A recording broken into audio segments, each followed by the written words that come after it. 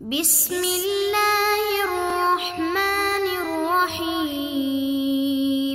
بسم اللہ الرحمن الرحیم۔ عزیز طلبہ، آج العقیدۃ الواسطیہ کا 5واں سبق ہم پڑھیں گے۔ آج کا عنوان ہے ارکان ایمان۔ تو آئیے متن کی طرف چلتے ہیں۔ امام ابن تیمیہ رحمۃ اللہ علیہ فرماتے ہیں، اعتقاد الفرقۃ الناجیہ المنصورہ الی قیام الساعہ اہل سنہ والجماعہ، اہل سنہ والجماعہ جو فرقہ ناجیہ اور منصورہ ہے قیامت تک، ان کا عقیدہ یہ ہے کہ الایمان باللہ، اللہ پر ایمان لاتے ہیں، وملائکتہ اور اللہ کے فرشتوں پر ایمان لاتے ہیں، وکتبہ اور اللہ کی کتابوں پر ایمان رکھتے ہیں، ورسلہ اور رسولوں پر ایمان لاتے ہیں، والبعث بعد الموت اور موت کے بعد دوبارہ اٹھائے جانے پر ایمان لاتے ہیں، والایمان بالقدر خیرہ وشرہ اور اچھی اور بری تقدیر پر ایمان لاتے ہیں۔ عزیز طلبہ، ارکان ایمان 6 ہیں: ایمان باللہ، ایمان بالملائکہ، ایمان بالکتب، ایمان بالرسل، ایمان بالبعث بعد الموت یعنی آخرت پر ایمان، الایمان بالقدر خیرہ وشرہ، یہ 6 ارکان ایمان ہیں۔ ان اراکین میں سے کسی ایک کا بھی انکار کفر ہے۔ مذکورہ اہل سنہ والجماعت کے عقائد کے دلائل یہ ہیں۔ اللہ تعالیٰ نے قرآن کریم میں فرمایا، لیس البر ان تولوا وجوہکم قبل المشرق والمغرب ولکن البر من آمن باللہ والیوم الآخر والملائکۃ والکتاب والنبیین، اور اسی طرح سورۃ البقرہ میں ہے، کلنا آمن باللہ وملائکتہ وکتبہ ورسلہ، اور تقدیر کا ذکر اس آیہ مبارکہ میں ہے، انا کل شیء خلقناہ بقدر۔ حدیث جبریل میں ہے، ان تؤمن باللہ وملائکتہ وکتبہ ورسلہ والیوم الآخر وتؤمن بالقدر خیرہ وشرہ۔ جب ایمان اور اسلام دونوں ایک ساتھ عبارت میں آ جائیں تو اسلام سے مراد ظاہری امور ہوتے ہیں اور ایمان سے مراد باطنی امور ہوتے ہیں۔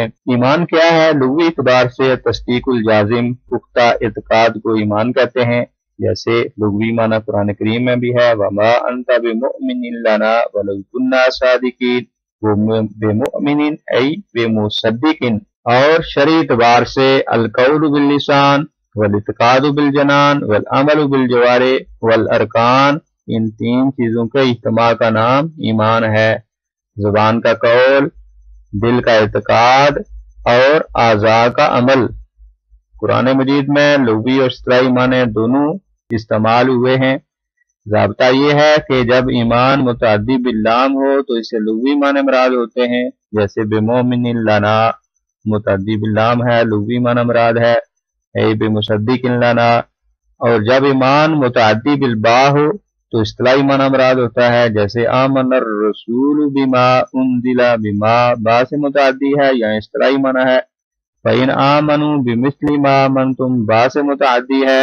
اہل سنہ والجماعہ جو ہیں ایمان کی تعریف میں 5 چیزیں شامل کرتے ہیں: دل کا قول یعنی اعتقاد القلب، وہ جو دل اپنے آپ کو بتا رہا ہوتا ہے، ضمیر انسان کو بتا رہا ہوتا ہے، وہ اسے قول القلب کہتے ہیں۔ اسی طرح جو گواہی دی جاتی ہے زبان سے، اسے قول اللسان کہتے ہیں۔ قول القلب کے علاوہ ایک عمل القلب بھی ہے، یعنی دل عمل بھی کرتا ہے۔ دل کا عمل کیا ہے؟ نیت، اخلاص، توکل، امید، خوف، محبت، انابت، خشیت، یہ سارے اعمال قلوب میں سے ہیں۔ عمل الجوارح کیا ہے؟ جیسے نماز ہے، زکوٰۃ ہے، جہاد ہے، امر بالمعروف ہے، نہی عن المنکر ہے۔ اور 5ویں چیز جو اہل سنہ والجماعہ اپنے ایمان کی تعریف میں جس کا اضافہ کرتے ہیں وہ یہ ہے کہ الایمان یزید بطاعت الرحمن، ایمان رحمان کی طاعت سے بڑھتا ہے، وینقص بمعصیت الرحمن، اور رحمان کی معصیت سے ایمان کم ہو جاتا ہے۔ اس کا ذکر قرآن کریم کی متعدد آیات میں ہے۔ 2 آیات آپ کے سامنے ہیں، فزادتہم ایمانا لیزدادوا ایمانا مع ایمانہم۔ ایمان کے بارے میں کچھ اضافی باتیں۔ اگر عمل کا نقص اس نوعیت کا ہے کہ کوئی انسان جملہ اعمال ترک کر دیتا ہے تو اس کا ایمان مسقط ہو جاتا ہے۔ اہل سنہ کہتے ہیں، ترک جنس العمل مسقط للایمان، ایمان طاعت سے بڑھتا ہے اور معصیت سے کم ہوتا ہے۔ جب اصل ایمان کا لفظ عقیدے کی کتب میں استعمال ہوتا ہے تو اس سے مراد شہادت قلب ہوتی ہے۔ اور دوسری بات، بعض لوگ ایمان کی تعریف صرف تصدیق کرتے ہیں، حالانکہ یہ تعریف صحیح نہیں، اہل سنہ والجماعہ کے مطابق نہیں۔ اور پھر تصدیق میں بھی لوگ ایک جیسے نہیں ہوتے، سب کی تصدیق ایک جیسی نہیں ہے۔ اہل سنہ یہ کہتے ہیں کہ حضرت ابوبکر رضی اللہ تعالیٰ عنہ کی تصدیق بقیہ صحابہ کی طرح نہیں تھی، بلکہ وہ تصدیق کے آخری مرتبے پر فائز تھے، اسی لیے تو انہیں صدیق اکبر کہا گیا۔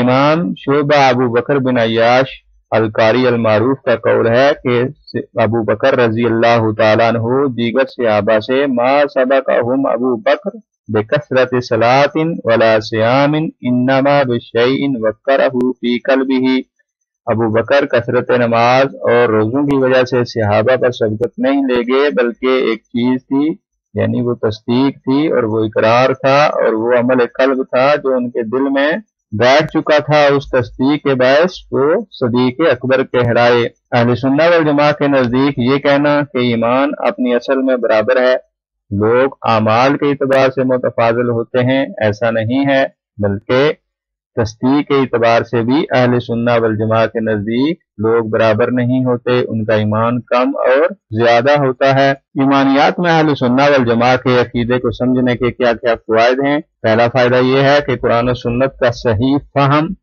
حاصل ہو جاتا ہے، گمراہی سے انسان بچ جاتا ہے۔ تکفیری فکر کہ اپنے سوا دوسروں کو بغیر کسی دلیل کے کافر قرار دینا، اہل سنہ والجماعہ کے عقائد میں، ایمانیات میں ان کے موقف کو سمجھنے کا یہ فائدہ ہے کہ انسان تکفیری فکر سے نکل جاتا ہے، زبان اور عقل غلوب سے بچ جاتی ہے، راہ اعتدال پیدا ہو جاتا ہے، صحابہ کرام کی اقتداء آ جاتی ہے، جیسا کہ حضرت عبداللہ ابن مسعود فرماتے ہیں اللہ تعالیٰ نے بندوں کے دلوں کی طرف دیکھا تو سب سے بہترین دل محمد الرسول اللہ صلی اللہ علیہ وسلم کا پایا، تو اللہ تعالیٰ نے انہیں نبوت کے لیے چن لیا، اور پھر لوگوں کے دلوں کی طرف دیکھا، محمد الرسول اللہ صلی اللہ علیہ وسلم کے بعد سب سے اچھے دل، انبیاء کے بعد سب سے اچھے دل صحابہ اکرام کے پائے، فجعلہم وزراء نبیہ، تو اللہ تعالیٰ نے انہیں نبی کے وزراء بنا دیا، یقاتلون علی دینی، جو دین الہی کی خاطر قتال کرتے ہیں، فما رآہ المسلمون حسنا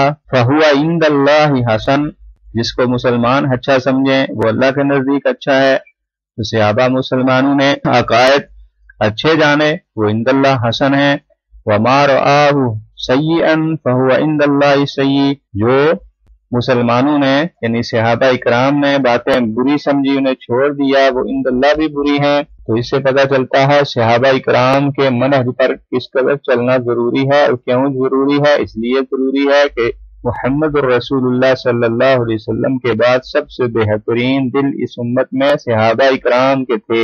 دوسری حدیث کی طرف چلتے ہیں، حضرت عبداللہ بن عمر فرماتے ہیں من کان مستنن فلیستن بمن قد مات، جو کسی کی پیروی کرنا چاہتا ہے، کسی کو اپنا قدوہ بنانا چاہتا ہے، کسی کو فالو کرنا چاہتا ہے، تو وہ ان کو فالو کرے جو فوت ہو چکے ہیں، اور وہ کون ہیں؟ وہ صحاب محمد ہیں، کانوا خیر ھذی الامہ، اس امت کے سب سے بہترین لوگ تھے، ابرھا قلوبا، ان کے دل بڑے نیک تھے، واعمقھا علما، علم کے اعتبار سے بڑی گہرائی تھی ان میں، واقلھا تکلفا، وہ کسی قسم کے تکلفات میں نہیں پڑتے تھے، انہوں نے نبی علیہ الصلوۃ والسلام کی صحبت پائی، آپ کا دین نقل کیا اور آپ کے اخلاقیات اور طرائق اپنائے، تو اصحاب محمد صلی اللہ علیہ وسلم سیدھے راستے پر تھے۔ واللہ رب الکعبہ، قسم اٹھا کر بتاتے ہیں کہ صحابہ اکرام میں یہ باتیں تھی، اس باعث جو پیروی کسی کی کرنا چاہتا ہے اسے چاہیے کہ اصحاب نبی کی پیروی کرے۔